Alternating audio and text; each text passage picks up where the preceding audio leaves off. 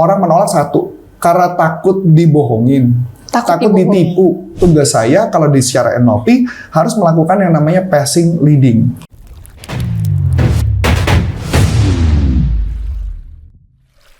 Halo teman-teman, kembali lagi dengan saya Aisyah di YouTube channel NLP for Business. Oke teman-teman, gimana nih kabarnya pada hari ini? Semoga teman-teman selalu dalam keadaan sehat walafiat ya. Sekarang kita sudah bersama Coach Antonius Arif. Kita sapa dulu yuk coachnya. Halo Coach. Halo. Gimana Coach, kabarnya sehat? Sehat. Kayaknya aku dengar-dengar, aku lihat kemarin Coach abis jalan-jalan ke... Iya, Adi itu bukan saya. Adi yang pergi ke Bali. Oh, pergi ke Bali Coach. Iya. Gimana di sana Coach? Di sana baik-baik aja dia. Alias kita nggak jalan-jalan ya. Kita mau ke pantai aja nggak sempet ya dia. Oh, nggak sempet Coach. Cuma saya ngeliat pantai itu cuma hanya sekian menit, nggak sampai 10 menit mal. Oh. Cuma hanya berapa sekian menit udah selesai. Sayang banget gitu kan ya. Biasanya ya, kita gimana ya namanya kesibukan ya Mas Adi ya. Nggak bisa. Oke, luar biasa sekali ya teman Coach kita ini. Nah, Coach, ini aku mau nanya nih Coach. Apa sih Coach? Aku mau bahas nih hari ini. Apa sih yang membuat orang itu resistance atau nggak bisa diajak kerjasama? Orang ketika diajakin kerjasama kenapa penolakan? Karena biasanya mereka udah curiga dulu nih di awal. Saya mau tanya dulu nih, orang ini udah kenal atau belum dulu kategorinya? Oh, kategorinya. Udah. Orangnya sudah kenal? Sudah kenal. Anggaplah dia mau ngajak kerjasama apa? Mungkin bisnis kali ya Coach ya. Oh, dia mau ngajakin kerja sama bisnis. Bisa jadi kayak multi level gitu mau tawarin. Iya, betul. Oke. Nah gini, ini kan ada beberapa paradigma yang menarik ya. Kalau kita lihat ya, kenapa sih ada orang kalau diajak itu udah lama nggak ketemu, kemudian diajak ketemu, mereka jadi bawaannya curiga dan mereka nganggap ini mau ditawarin sesuatu gitu loh. Iya. Betul nggak? Betul. Ya kan aneh ya, teman kita udah lama nggak pernah ketemu, tapi mendadak ngubungin, nawarin asuransi atau nawarin multi level kan. Nah otomatis kan orang jadi resisten tuh. Ya, saya ambil contoh yang sederhana deh. Kemarin gitu ya, saya kebetulan udah lama nggak pernah kontak satu orang, cewek, wanita gitu ya. Ini bekas karyawan saya, jadi tim karyawan saya. Dan memang saya nggak pernah tidak pernah deket waktu itu karena saya waktu itu jadi GM, dia masih level staff gitu ya, jauh banget dari saya. Nggak pernah deket, dia admin gitu ya. Kemudian kok mendadak saya lihat kok glamor banget. Dia mendadak glamor banget di Facebooknya dan mendadak saya kaget gitu. Kok aneh ya? Kok saya nggak pernah tahu bahwa dia jadi orang kayak gini. Terus bergaulnya sama teman saya lagi, saya juga bingung kan. Bergaulnya sama teman saya yang kalangan-kalangan atas, saya juga bingung. Kok aneh ya? Kok glamor begini ya? Jadi kayak istilahnya tuh ya, orang ini kalau bisa bilang mungkin kalau dilihat tuh ya mungkin jauh di bawah kamu, tapi pas begitu sekarang jadinya keren banget dan mewah gitu ya. Bawaannya mewah, bajunya mewah, dandanannya mewah, sepatunya aja juga ke sepatu yang bakat-bakat boot gitu dan saya kan agak aneh tuh. Nah akhirnya saya cuma nanya, kamu ngapain? Kerja apaan? Gitu. Dia cerita, dulu memang pernah kerja di asuransi, kemudian dia sudah nggak sama suaminya, kemudian dia kerja di beberapa alat-alat berkaitan dengan bawa barang-barang alat berat gitu. Nah, saya ajak ngobrol, kaget saya gimana ceritanya, ceritakanlah kisah hidupnya dia. Ketika dia ceritakan kisah hidupnya dia, saya kaget, saya kagum, terus terang saya kagum banget, kok bisa kayak begini, kok bisa jadi berbeda. Terus dia bilang ternyata dia ngomong kalau dia berbisnis itu akhirnya. Padahal dulu waktu ketika kerja dia pernah mau melamar jadi sales, ditolak sama bos saya. Nah akhirnya ternyata dia bisa sukses. Buktinya terjadi nih sekarang nih. Bahkan di Facebooknya dia hampir setiap hari makan-makan di tempat mewah. Saya akan tunjukkan sama kamu ya. Ini cuma hanya buat gambarannya saja, tapi ini tidak ditunjukkan untuk kamera. Jadi maksud saya tuh selalu kaget gitu loh. Kok bisa gini, kok jadi orang ini jadi kayak gini ya? Aneh gitu loh. Kayak nggak disangka-sangka gitu ya Coach ya? Sangat tidak disangka-sangka gitu.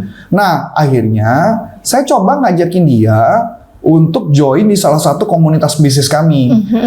Tujuan komunitas bisnis kan artinya bisnis ya. Nih coba lihat, kamu lihat ke bawah. Orangnya itu turun ke bawah terus. Glamor nggak? Iya, glamor. Emang dulu nggak kayak gini Coach? Aduh, nggak ada ya, istilah saya tuh nggak ada setengah-setengahnya, nggak ada. Wow. Glamor banget ya? Iya. Kelihatan kayak orang kaya nggak? Iya. Ini kaya banget ya? Nah itu, ngeliatnya aja diserem kan? Ini ngeliatnya kan glamor begini gitu kan?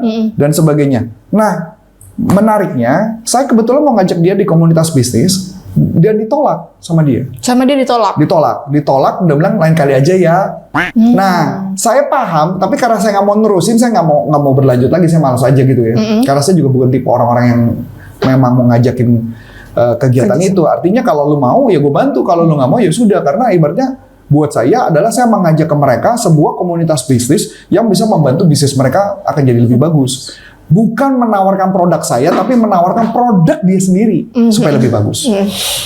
Ya, dan saya sudah kasih tahu ini komunitasnya dan sebagainya. Itu kan keputusan dia dong. Iya betul, keputusan dia, Coach.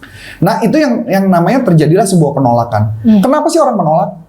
Nah, ini yang mau dibahas kan? Iya. Orang menolak satu, karena takut dibohongin, takut ditipu. Bohongnya atau ditipu. Walaupun itu dia sudah kenal gitu. Walaupun sudah kenal. Kan aneh dong ya. Memang aneh juga ya. Saya udah lama. Mungkin kalau ditanya, mungkin udah 12-13 tahun saya tidak pernah kontak. Yang mendadak saya kontak kan jadi aneh kan? Iya. Ya mungkin dia berasumsi saya main asuransi atau multi level atau apa gitu kan. Ya enggak juga gitu kan. Maksudnya dia bisa ngeliat di Facebook saya, dia bisa ngeliat di Instagram dan sebagainya, kan dia bisa ngeliat gitu. Cuman mungkin ya tetap ya namanya manusia kan pasti ada rasa takut gitu. Iya.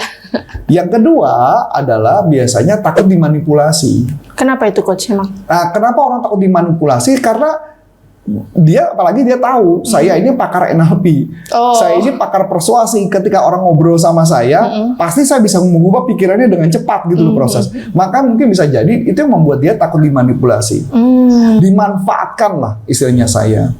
Nah, yang ketiga adalah takut kehilangan kontrol.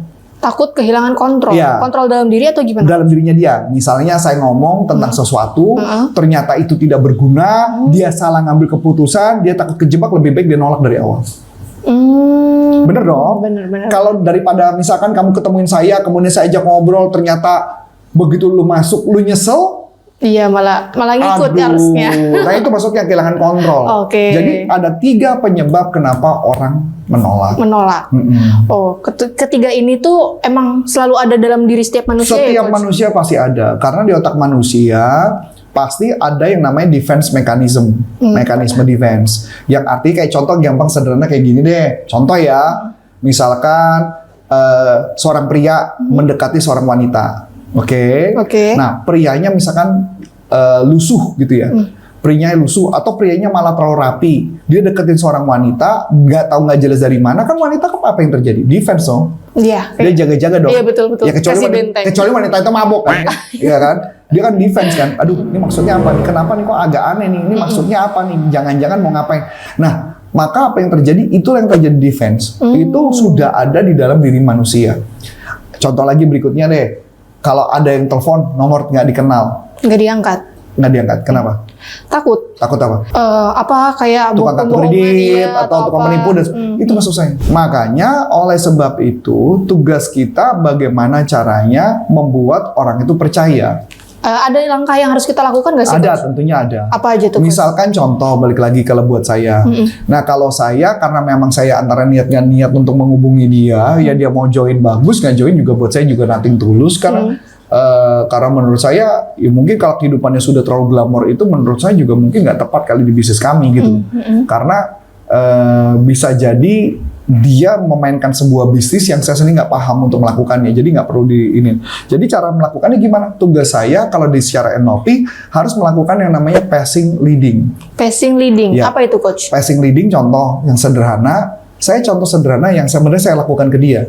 Saya sempat tanya, nama perusahaanmu apa? Untuk menggali informasi atau gimana? Betul, saya tanya perusahaanmu apa. Nah ketika saya tanya perusahaanmu apa, jawaban dia apa? Udah hubungin saya aja, nanti saya kasih nomor websitenya ada, nggak pakai website. Jadi saya juga mau gali lebih lanjut juga ragu kan. Kenapa? Karena kalau di bisnis kami itu adalah para pengusaha yang minimal perusahaannya harus sudah 6 tahun dan terbukti profit perusahaannya baru bisa join di bisnis ini. Nah makanya jadi otomatis saya ragu-ragu juga kan. Karena saya tanya nama dan sebagainya, dia nggak mau ngasih gitu. Ya udah. Ya dong, buat saya udah ada batasan. Jadi sebenarnya tugas saya adalah saya harus memancing dia segala sesuatu yang berkaitan dengan hal yang normal dulu. Jadi misalkan contoh, kalau saya mau nawarin, misalkan saya nawarin asuransi atau multi level, jangan langsung to the point saya langsung nawarin tentang asuransi multi level. Saya cuma nanya, ada nggak bisnis kamu yang mungkin bisa saya bantu untuk meningkatkan? Berarti balik lagi ke bisnis orang tersebut. Jadi artinya saya passing dalam NLP itu artinya menyamakan dulu. Menyamakan. Nah setelah itu baru bisa saya ajak. Karena kemarin saya nggak mau basa-basi, saya cuma memang iseng banget karena istri saya juga udah butuh ada tamu yang mau diundang, ya saya sembarang aja cuma gitu. Ya saya tahu karena ketika dia meresponnya tidak balik berarti dia enggak, ya udah. Berarti lepasin aja kalau responnya tidak. Kalau kebetulan di kasus saya iya, kasus saya karena memang saya bukan tipe orang yang mesti kayak gitu-gitu harus kejar ngapain gitu loh maksud saya. Karena ketika saya nanya PT-nya apa, kemudian saya tanya boleh nggak ngasih saya websitenya, dia nggak bisa ngasih. Saya bilang contoh gambar dong atau brosur, dia bilang nggak ada, cari aja di internet, kan udah aneh buat saya. Iya. Nah, tapi mungkin bisnisnya jalan, tapi mungkin modelnya model calo gitu, saya nggak tahu. Ya model makelar mungkin, I don't know. Tapi yang penting hidupnya mereka dia sukses, intinya sukses. Oh oke coach. Berarti selain passing leading itu apalagi yang harus kita lakukan? Ketika passing leading kan berarti saya paham nih tentang isi kepalanya. Ketika saya paham isi kepalanya, saya mencoba menawarkan sesuatu yang berkaitan dengan kebutuhan hidupnya dia, bisnisnya dia. Barulah bisnis itu baru bisa berjalan. Itu yang disebut namanya orange solution. Orange solution. Kenapa disebut orange solution? Orange itu adalah jeruk. Iya, jeruk orange. Atau warna orange gitu kan? Iya, jeruk pasti warnanya orange ya, pasti kan. Iya, bisa juga jeruk Medan warna hijau sih, ya benar juga sih. Atau jeruk bayi ya, warna hijau juga ya, iya benar juga sih. Jeruk bayi beda ya. Nah, jadi ketika di orange solution nih, anggaplah ceritanya adalah ada kakak adik. Kakak adik rebutan satu buah jeruk. Oke. Rebutan. Si kakak ngotot, si adik ngotot, dia minta jeruk. Oke kan? Berantem dong mereka. Nah ketika berantem, kira-kira kalau ada bapaknya datang, kira-kira sama papanya apa yang akan dilakukan? Dibagi menjadi dua. Dibagi jadi dua. Iya. Biasanya gitu kan orang tua ya? Iya. Pertanyaan saya, fair apa enggak? Fair. Yakin? Iya. Yakin? Yakin, kan adil.